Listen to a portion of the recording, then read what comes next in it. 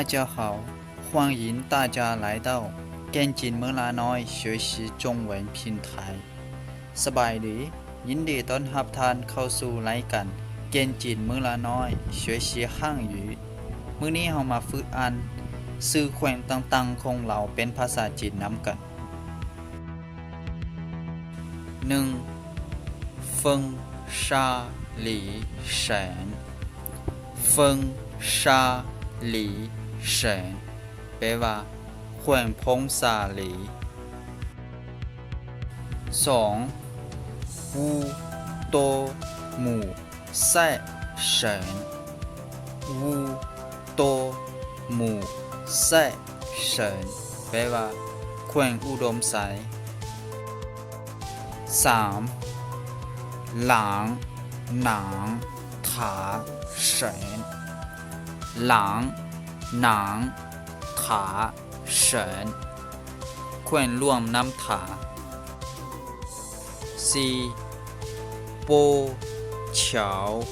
แสนโปเฉาแสนแขวงบกเกียว 5. หลางโปลาปังแสนหลางโปลาปังแสน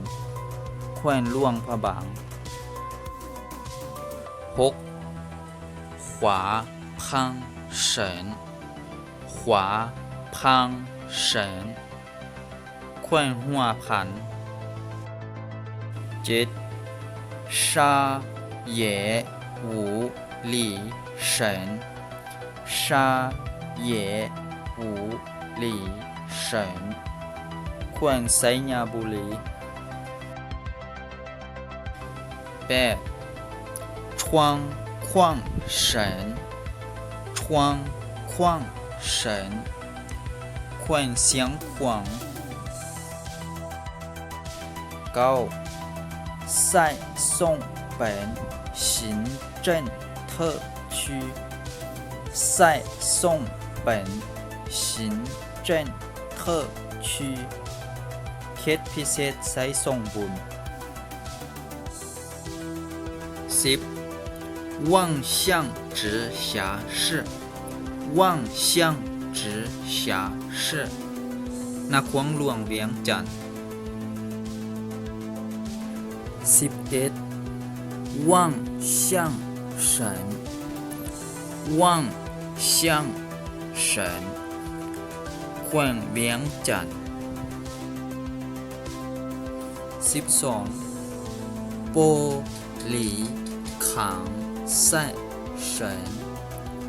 โปหลีขังไส้เฉินแขวงบริคำไซ 13. กังเหมินเฉินกังเหมินเฉินแขวงคำมวน 14. ชาวังหนาจี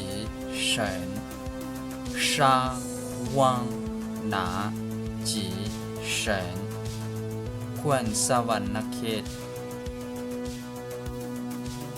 15. ชาลาวังเฉิน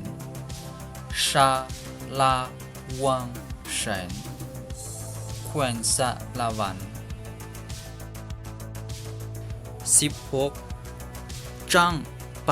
塞省张巴塞省แขวงจำปาสัก 17. เซ่อ